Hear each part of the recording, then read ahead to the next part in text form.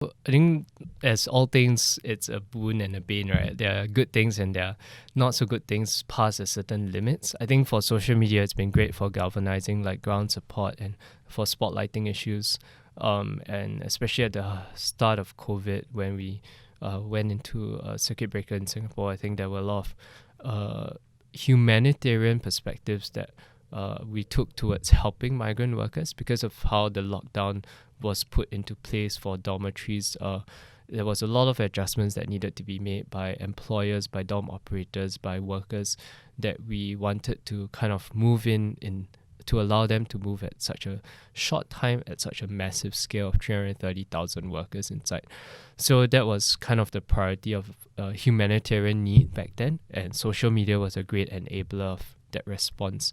And the equivalent response also comes with the fact that the devastation of COVID is across the board, across different strata of society, that we are able to relate better, that the plight of others, compared to us being stuck at home, was a lot worse, right? The kind of food that we have the privilege of ordering with the swipe of a finger on an app versus like the catered food, and the kind of quality based on the amount that they could afford was vastly different. And I think that was what really got people to be inspired to want to do something about it, and also donating to a cause.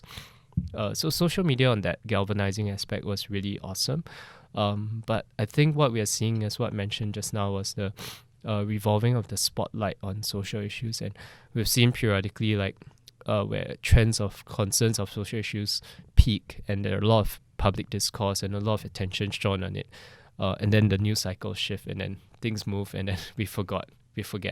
So I think that's also how we have led to this 1 year mark of circuit breaker, but migrant workers are still stuck inside for those in dormitories. And it's also unfortunate that there is very little cross-pollination of communication between migrant workers and whoever else is outside in Singapore. And so for us, it's really not so much of advocating that workers have their liberties restored, but I think it's also advocating for Singaporeans to be aware that workers are still inside at what cost. And it's also because of like the collective safety that we say COVID should render us safe with the workers being locked up in dorms, but also the understanding that it's really a context of how it's easier perhaps on a policy level to dictate that we lock workers up versus, if we were to do that for the community population, I'm sure people will be up in arms right now. So I think it's a disparity between like treatment as well as the perspective of rightful access, and what are the limits to trade-offs that we need to make. And I think this is something that is a very deep discourse that we haven't had on a societal level. This doesn't include just this issue, but many other social and environmental issues in Singapore as well. So I think that maturity as a society to have that discussion is still not there. But in small pockets, with the participants on the tour, I think that's where we have the privilege to share more about and exchange insights about.